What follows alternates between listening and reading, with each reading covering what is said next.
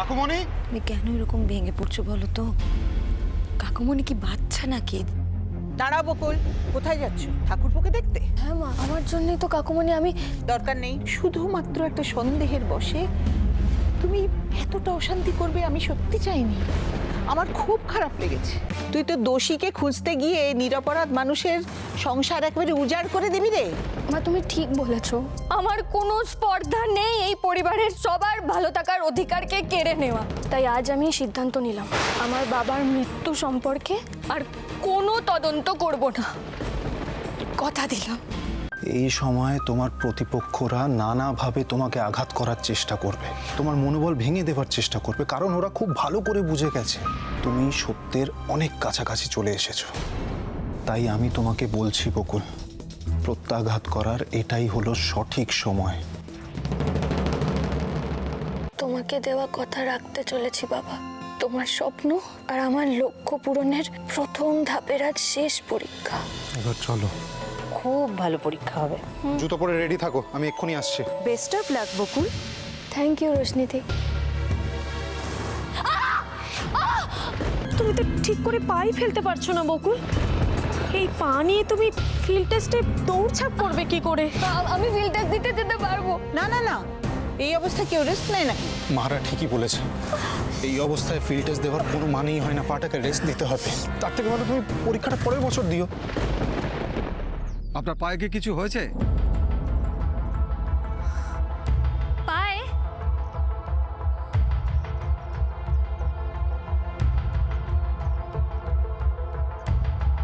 Yes, কিছু তো একটা হয়েছে। Are you unfit? No, no, sir. I'm fine. No problem. Okay, ওখানে গিয়ে দাঁড়ান।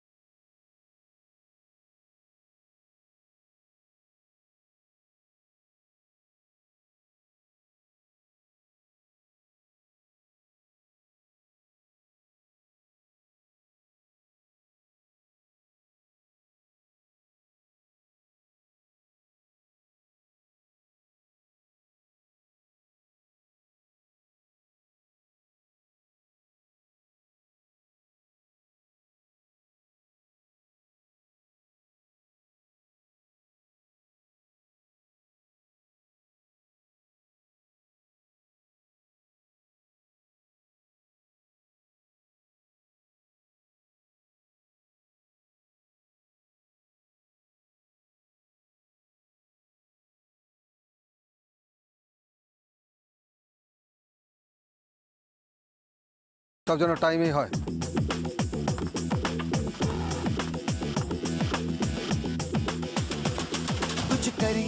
कुछ करिए नस नस मेरी खोले हाय कुछ करिए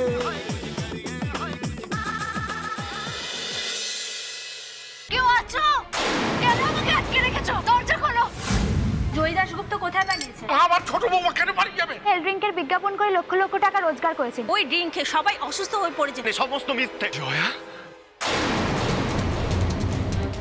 আমার দিকে তাকিয়ে আছে কেন? চিনে ফেলবে নাকি?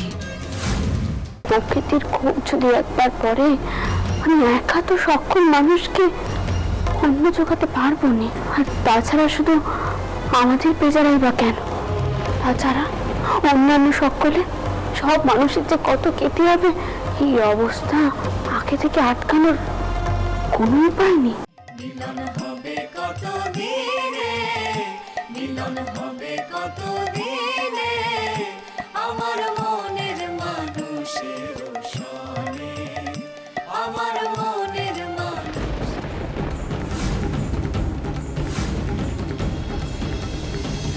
পিসিকে দেখার জন্য আমার মনটা ছটফট করছে লোকনাথ।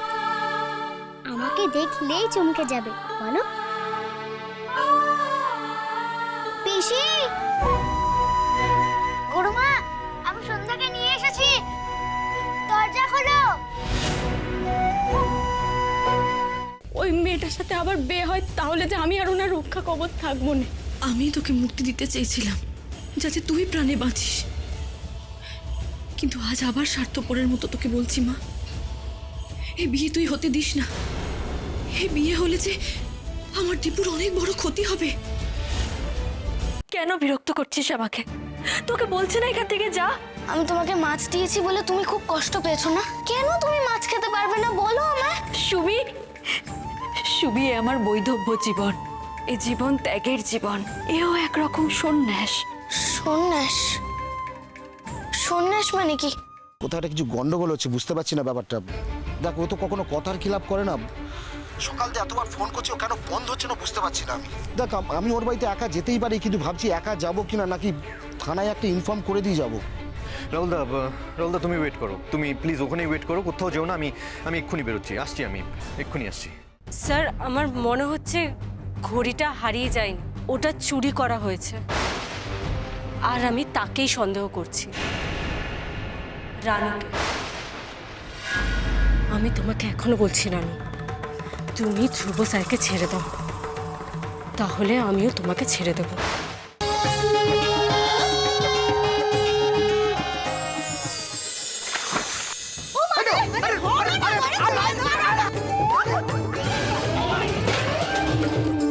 কে ধরলো মাছটা?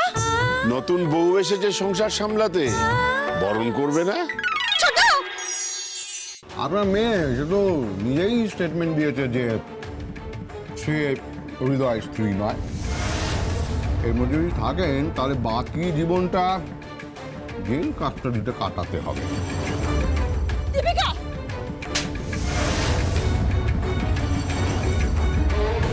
কেউ আছো? কেন আমাকে আটকে রেখেছো? দরজা খোলো। জয়ী দাশগুপ্ত কোথায় পালিয়েছে? আমার ছোট বৌমা কেন বাড়ি যাবে? হেল ড্রিঙ্কের বিজ্ঞাপন করে লক্ষ লক্ষ টাকা রোজগার করেছে। ওই ড্রিঙ্ক খেয়ে সবাই অসুস্থ হয়ে পড়েছে। সমস্ত মিথ্যে। জয়া আমার দিকে তাকিয়ে আছে কেন? চিনে ফেলবে নাকি? প্রকৃতির খুব যদি একবার পরে আমি একা তো সক্ষম মানুষকে অন্ন জোগাতে পারবো না। আর তাছাড়া শুধু আমাদের বেচারাই বা কেন, তাছাড়া অন্যান্য সকলে সব মানুষের যে কত কেটে যাবে এই অবস্থা আগে থেকে আটকানোর কোনো উপায় নেই।